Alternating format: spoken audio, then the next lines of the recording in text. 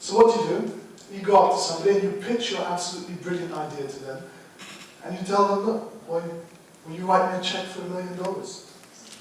There's a very good chance that person is going to turn around, look at you, and say, no.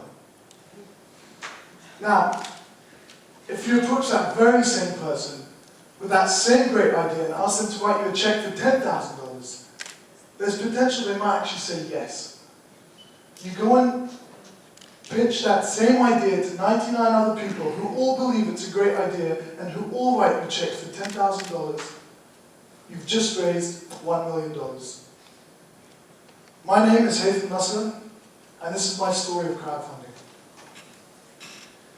Like many great stories, it started in a bar. 7 years ago, I opened a bar in Lebanese in Beirut, and at the time, a lot of my friends came up to me and said, Haytham, can I put $5,000 or $10,000? You know, I want to own a bar. And it was a small place, relatively small investment, so I told them, you know, thanks, but no thanks. So I opened this place. It was fantastic, a lot of fun, people coming in. And a couple months later, I'm online chatting with a friend of mine, and she tells me, Haytham, will you be a believer? What's a believer? This is before Justin Bieber was a big hot shot, tattoos and all of that. Well, she was a musician, and she told me, Haytham, log on to this website called sellaband.com. If you believe in me, in my music, you can donate $100 or $200, and if I raise $30,000, I'll go into a professional recording studio and record an album. And it was then I thought, wow, this is a brilliant idea. The one issue I had with it was that if I actually gave her this $100, and she did actually turn into this huge star, would my $100 now become $10,000? If she turned into the next Taylor Swift, would it be $100,000? As it turned out, that wasn't the case. But there were two things that hit me then. One, all my friends went on the bar. And two, the power of being able to raise funds by getting a lot of people all to put small amounts of money. The concept of my bar was born. The $1 million bar. People could invest, you know, relatively small amounts, ranging from $2,000 to $20,000. And as an investor, you got, you know, sales reports, and you get monthly reports and quarterly P&Ls. You even got your name at the door. You got to own your own bar. So 5 years ago, I launched the website, mybar.me. And you've got to remember, when I launched this, it was, you know, Facebook was just becoming mainstream, YouTube videos were going viral, and we were really able to ride this whole wave of social media, people connecting with each other. And we got the concept of my bar out there. And slowly people started talking about this concept of $1 million bar with multiple investors. Some people thought it was a great idea, some people thought it was a ridiculous idea. But people were talking about it. We managed to raise the funds, find a location, go into construction, recruitment, HR, training, and in the space of 15 months of launching the website, the concept of My Bar became reality. My Bar opened its door to the general public. When we first opened, it was fantastic. The first year was incredible. People were coming literally. You could not find a place. Reservations weeks in advance. It was so successful, within the first year we managed to distribute 50% back of people's initial investment. We went on to raise funds for another project down in the Beirut waterfront. And we also raised funds for a forthcoming movie that will be launched at the end of the year. Unfortunately though, after around 18 months of operations, we started to see a decline in sales. You know, after 2 years we were barely breaking even. And sadly, after 3 years of operations, I actually had to close down my bar. 90 people invested their money with me, and 90 people ended up losing money with me. Now I'm standing up here and talking about crowdfunding, and some of you are probably thinking, well, that's all very wise, talk about crowdfunding, but the project failed. Did it fail? Did crowdfunding fail? Was it the business model that failed? It wasn't the business model, because things were actually working. They were going up right. We distributed dividends within the first year. And I've had a lot of time to think about and contemplate what went wrong. And you know what went wrong? After 1 year of opening my bar, Lebanon went through its worst tourism numbers it's gone through since the turn of the 90s, the end of the Lebanese Civil War. Crowdfunding did not fail. It's out there, it's present, people are doing it, there are websites that exist for people to actually raise funds for projects. Some of you might have heard of Kickstarter, for example. If you haven't heard of Kickstarter, I'm sure you've all heard of President Obama. He raised $250 million for his last presidential campaign. Now that's not the impressive bit, because he actually raised more, but that amount, the impressive bit was that he raised it by getting donations of no more than $55 to $57 on average. That's 4,300,000 people who all believed enough in President Obama to be president that they put money with him. $250 million. That is the power of crowdfunding.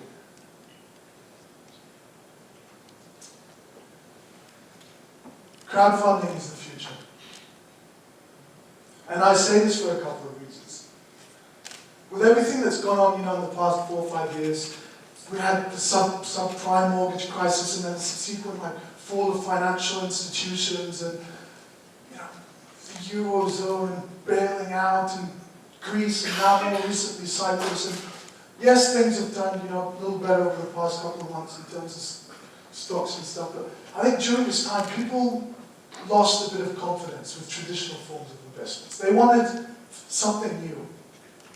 They wanted to put their money in something that they truly believe in. That yes, it might have potentially be a riskier proposition, but at least the returns could far outweigh the more traditional forms of investments. The second reason why I believe crowdfunding is the future is that if you're an entrepreneur or a small business or a medium-sized enterprise looking for additional funding, it's very hard, and it's becoming increasingly harder to actually get funds for these projects. If you go to a bank and tell them, look, I have this great idea, but I need X amount of money, the first thing the bank is going to tell you is fine, what guarantees can you give us? And that's where the catch-22 is. If I have money and I've got guarantees, why would I be in the bank in the first place asking for money? Crowdfunding provides that platform for startups, entrepreneurs, small businesses, medium businesses to actually get the funds and get their business out there. Now, many of you in this room are going to be graduating soon, or fresh graduates, or some of you already have your own businesses. But we all have ideas here. And these ideas, you can only actually make them possible if you actually get them out there. Some of you might be thinking of, having these ideas turned into business plans. Some of you might actually think about crowdfunding, of a form to raise funds. And I'd like to tell you what my learnings are from crowdfunding. First of all, hit that sweet spot. It's very important that you hit the sweet spot. I managed to raise funds because everybody wants their own bar. You don't have to be raising funds for a bar, it could be anything. But you've got to make sure people believe in your project, that they want to be part of it. Let them believe. If you don't hit that sweet spot, I can assure you, whatever project you're launching, and people don't believe in it, it's going to be very, very hard to actually raise the funds. Second, communication. Communication is key. You've raised your funds. They're up there, you're started operations. It's very important that you communicate to your investors to form transparency. If somebody has put $100 or $1,000 or $10,000, they want to know what's happening with their money. Where's it going? How's it being spent? It's important that you communicate to them both good times and in bad times. Do not shade, paint a pretty picture of what's going on. It is their right and their duty to know what's going on. Now, communication is a two-way thing. It doesn't just mean you communicating to them. Let them communicate to you. Get them involved. Now, obviously, you need to set up the right channels, because if you don't set up the right channels, what you're going to end up happening is 150 people calling you up all the time, asking the same questions, and I can assure you it gets quite time-consuming. So, communicate and do it in the right ways. Now, also communication, because it's a public, if you want, investment. Everything that you're sending out to your investors, I can assure you, that has now become public knowledge. So if you want, one of the drawbacks of crowdfunding is actually delivering sensitive information to your investors without the whole world knowing about it. So if you have a launch or a new product, it becomes very hard to communicate it to them without everyone knowing about it. That is one of the drawbacks. Finally, a return on investment. Everyone is looking for a return on investment. Whenever anyone hands over money, they want that return. It doesn't necessarily have to mean monetary return. It could be a return, for believing in a cause, making the roads of Lebanon a safer place. Maybe it's providing clean water to people in Africa. But they want that return. And a lot of the times, it is actually a monetary return on investment. So make sure your business model is one that can be profitable. And I can assure you, people, they will like you a whole lot more when you're actually giving them money back, making them money, as opposed to losing their money. As I said earlier, we all have ideas. Now, some of us have great ideas, some of them aren't so great, but I truly believe they're only great ideas if you go out there and make them happen. As I've shown, crowdfunding is not going to guarantee you success. But what it will give you and provide you is a platform to raise funds to make your business a success. Thank you very much.